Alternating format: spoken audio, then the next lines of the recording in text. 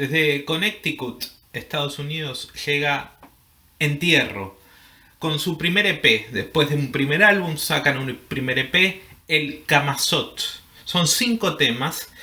Está basado la temática en la mitología maya. El Camazotz es una especie de Batman malo, precolombino.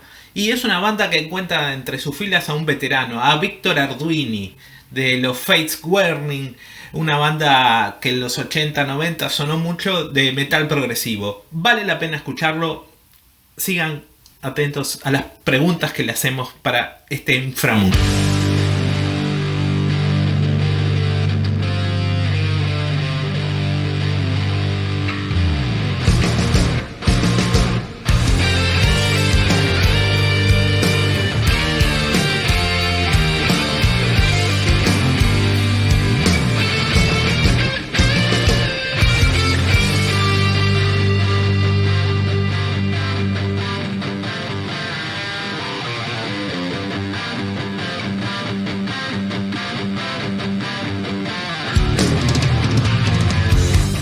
Initial idea for El Camazotz. Of course, this is not a concept record. Everything else, other than the song itself, El Camazotz, is really just a variety of subjects on there. But the initial idea for the cover artwork for the song El Camazotz came from our singer and bass player Chris, who had been doing some discussion with someone about the research behind this, and he thought the concept would be really cool in this day and age. And so we thought the mythology behind the whole thing was so interesting and pretty metal, I'll say, that he thought that'd be a great idea to format the artwork around. And of course, that lent itself to the lyrics of the song, and everything came from that. And it's funny, since we wrote the song, now we've done even further research and learned even more about the mythology that goes with the Mayan bat god. And it really is a cool subject for a heavy song, you know. I think the music really matches along with that.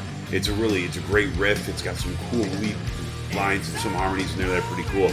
And I don't know, we're really happy with the way it came out. We have a video coming out for it very soon as well. So we're really excited that that's going to be available for people to see in the very near future.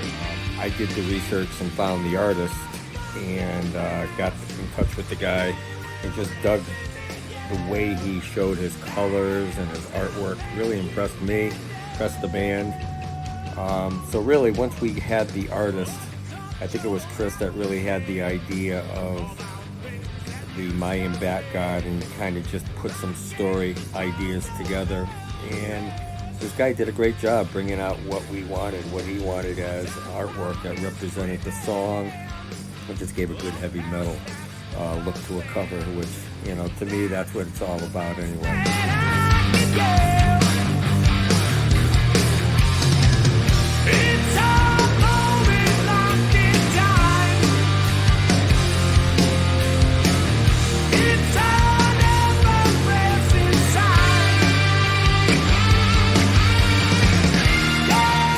As far as adding Vic in the band, of course, you know, he's been with us now. This is the second release he's been on with us, Victor Arduini from Fates Warning. The thing is, the first record he did with us, he kind of came into the fold after most of the record was already written, and he started to add his style and color to things, and it really brought everything to life. But on this EP, the El Camazotz EP, it's a much different project in terms of him having such a huge influence on the writing and us working together as a cohesive unit. It's really, honestly, made us a much better band. Well, I guess you would have to ask the other guys in the band what it meant to have me in the band. To me, I'm just another guitar player who really digs the music these guys were playing. I became a fan of theirs shortly before joining. Somebody told me about them and just dug the sound they had. And I would really say when I first joined the band, I was just trying to add my flair, play the parts the way they wrote them. It wasn't really until this album that I really started writing. And after a couple of years in the band, you say to yourself, it's time for me to put my mark on it. You're a musician, and I just want to write songs that come naturally to me. So when I wrote stuff for this album, it was writing just the way I would normally write. understanding the concept of Entierro, trying to be more of a straightforward, old school metal band.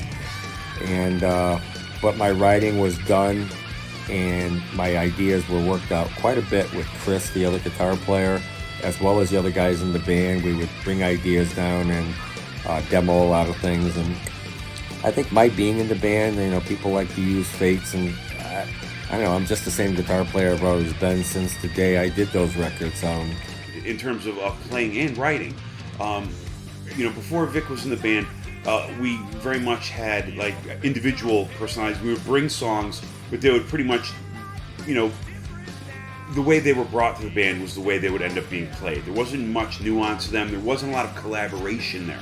With Victor, he and I are constantly collaborating all the way through. And the fruition of that obviously is this new EP, where you can really hear the melding of our styles together. And we're really excited where we're going as a band. It's funny because with his addition to the band, we went from more of a stoner doom sound to a more of a traditional metal sound. I pick up my guitar, and to me, I'm just playing what comes natural. I'm not trying to play and sound like something I was 20, 30 years ago. But it comes out because that's my flair, and I think we're seeing that more in the new album. There's more melodic tones, I think, going on, which is my specialty. A lot more soundscapes going on in the background. But it's all done with good old-fashioned, straightforward metal. And these guys I play with are just amazing, and they really inspire me to write this kind of music. It's not something I've done in a while, so it's been a great ride, and hopefully we got more songs. Matter of fact, we do have another album ready to go. We got 10 songs we wrote in the pandemic that I think are going to rival what you're hearing on this EP. This was just the beginning of what's to come, so we're excited.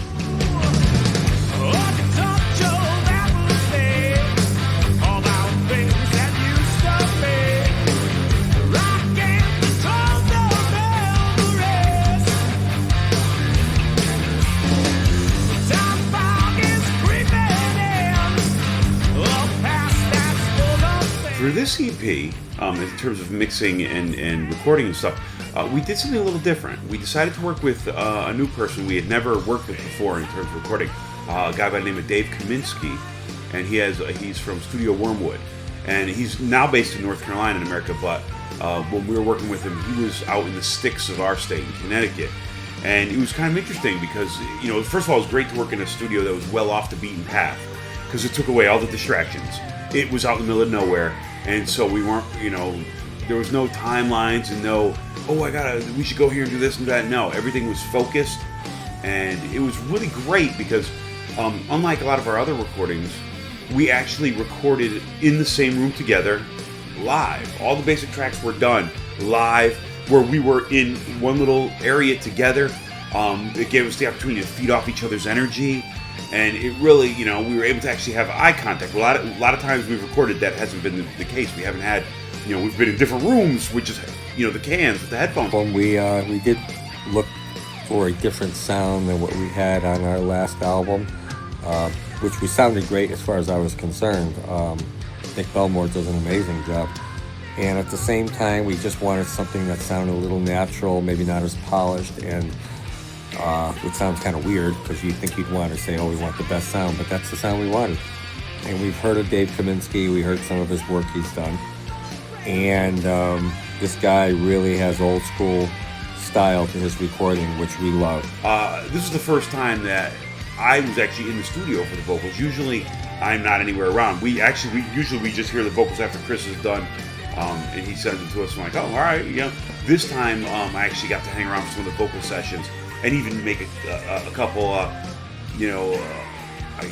comments about it and help kind of, you know, make some additions and things like that Chris thought were, you know, really dug my ideas, which is fantastic. And so it worked out really well. You know, the solos we did there and really pushed ourselves to try some different things this time. And it was a good atmosphere to work in. It really was. And it felt comfortable recording here. Dave really, we were extremely confident in his ability. Yeah, I do tracking at home. I like to do some of my solos at home, especially because I don't write my solos. I just put the tape on and start messing around, and That's how I like to build my solos. And I think I did a lot of that. I think Chris did some of his work at home. Some of it he worked out in the studio. Lyrics and vocals, pretty sure that Chris had some vocals ready to go and some things he still had to finish on the fly, which again gives that spontaneity to the song. But Dave really brought out that natural feel to us. I personally love the sound of this album. I would love to work with him again. We're not sure where we're going with the new record yet. We'll make those decisions when the time comes. But that really was what we wanted. But there's no such thing to me as going in and just playing live and that's your album. I personally have to mess around with stuff. So I like to go home and work on my sounds and get certain things ready for me. But Dave was wonderful. Great job.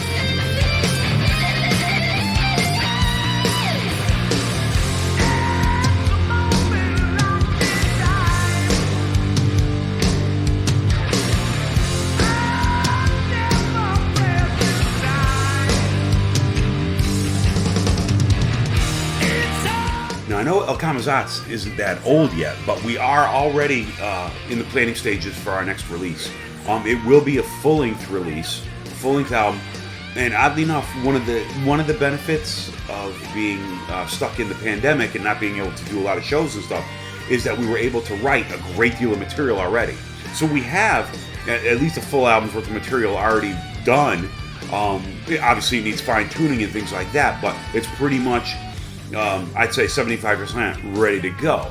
So our plan is, we still have some gigs to do this year, to support El Camazotz.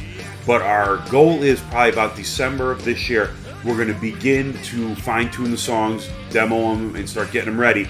And early next year, our plan is to go into the studio and start recording all this new material. Well, as I was saying earlier, we have a new album ready to go. We have 10 songs that, in theory, we have full demos for.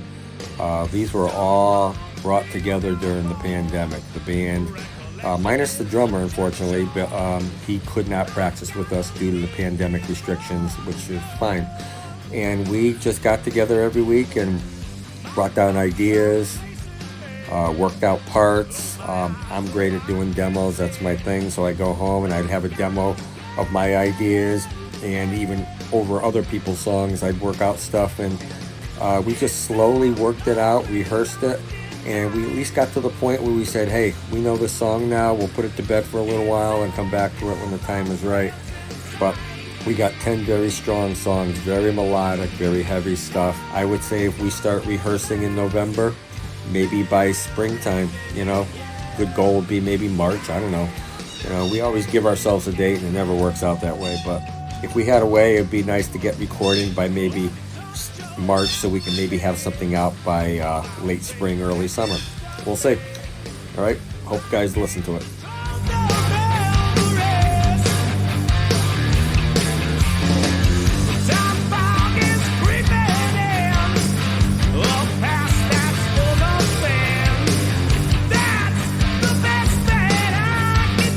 Hi, this is Chris, guitar for Entierro, and I just want to send out a shout out and greeting to everybody at Lado Oscuro and all the Uruguayan metalheads. Stay heavy.